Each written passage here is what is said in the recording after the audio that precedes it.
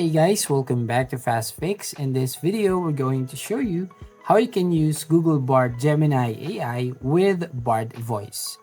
First thing here that you're going to do once you open your bard.google.com website is to make sure that you set up your settings to basically get the latest experience and capabilities. To do that, you just need to click on the extensions icon right here at the top right. And here basically you'll find all the extensions. We have here Google Flights, Google Hotels, Google Maps, Google Workspace, and YouTube. Make sure to enable all of the extensions right here to get the latest experience.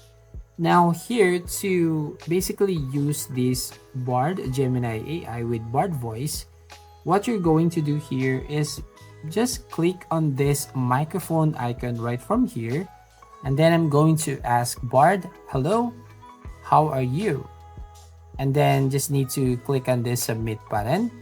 And it's going to give me a response, as you can see here, saying, hello, I'm doing well. Thank you for asking. How are you doing today? Is there anything you'd like me to do for you?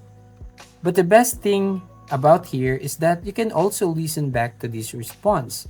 So to hear Bard, you just need to click on the listen button right from here beside the view other drafts. So if you are going to click this listen button. Hello, I'm doing well. Thank you for asking. How are you doing today? Is there anything you'd like me to do for you?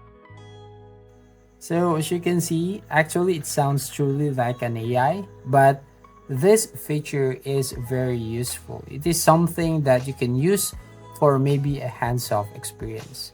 So that's it. That's how you basically use Google Bard Gemini AI with Bard Voice. So if you find this video helpful, please consider to like and subscribe to our channel. And don't forget to hit the notification bell to notify you on the next video.